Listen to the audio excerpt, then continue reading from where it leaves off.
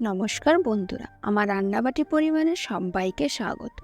আজকে আমার রেসিপি শাল পাতা দিয়ে পোড়া মাংস।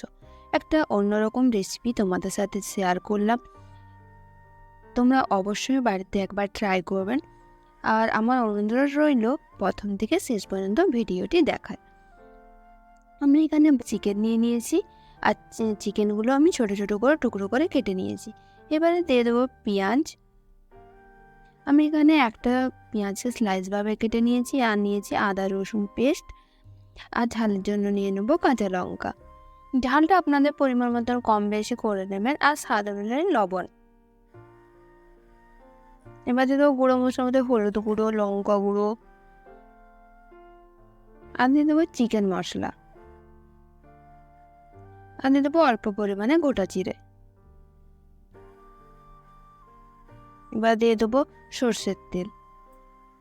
এবার সব কিছু দেওয়া হয়ে যাওয়ার পরে আমি ভালো করে মাংসের সাথে মাখিয়ে নেব। এবারে মাখিয়ে নিয়ে আমি এটাকে সাইডে 10 মিনিটের জন্য রেখে দেব।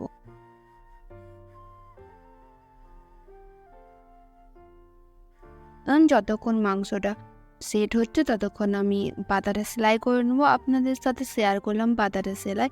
আপনারা একটু ভালো করে ভিডিওটি লক্ষ্য করে দেখুন আমি পাতাগুলোকে কিভাবে সেলাই করেছি। এগুলো শাল পাতাগুলোকে আমি ধুয়ে পরিষ্কার করে নিয়েছি। এবারে একটা কাঠির সাহায্যে আমি থালার আকারে তৈরি করে নেব।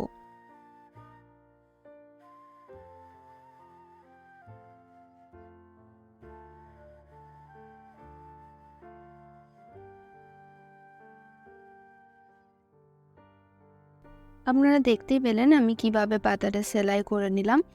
এইভাবে আমি পাতা তৈরি করব। এবারে পাতার গায়ে সর্ষের তেল মাখিয়ে নিলাম। এবার যে মাংসটা আমি মাখিয়ে রেখেছিলাম 10 মিনিট হয়ে গেছে। এবার 10 মিনিট হওয়ার পরে পাতাটার উপরে দিয়ে সে তেল লাগানো পাতাটা দিয়ে আমি মাংসটা দিয়ে দিলাম। এবারে পাতাটা আমি মুড়ে নেব।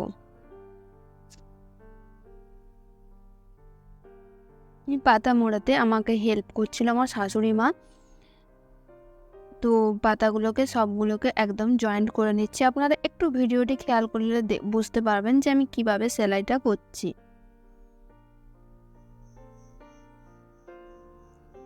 এবারে উনুনের মধ্যে যে আগুনটা ছিল, এগুলো কিন্তু পুরো আগুনটা এমনভাবে রাখবেন যাতে পাতাতে আগুন না ধরে যায়। অল্প পরিমাণে আগুন থাকবে, এবং উপরে যে কয়লাগুলো ছিল সেগুলো আমি উপরে দিয়ে দিচ্ছি অল্প অল্প করে। আর পুরো পাতাটা চাপা হবে না, হালকা হালকা চাপা দিলেও হবে। উপরটাতে দিয়ে আগুনে পুড়তে থাকবে। একটু টাইম লাগবে, টাইম সাপেক্ষ। আপনারা হাতে টাইম নিয়ে অবশ্যই এই রেসিপিটা একবার ট্রাই করবেন। খেতে দুর্দান্ত হয়। আর আমার রেসিপিটা যদি আপনাদের ভালো লেগে থাকে তাহলে অবশ্যই আমার চ্যানেলটি একটু সাবস্ক্রাইব করে দেবেন, পাশে থাকবেন। আপনাদেরকে খুলে দেখাচ্ছি কেমন লাগছে।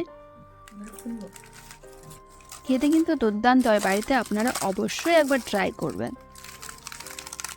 আমার চ্যানেলে আপনারা পাশে থাকবেন, ভালো থাকবেন, সুস্থ থাকবেন। ধন্যবাদ।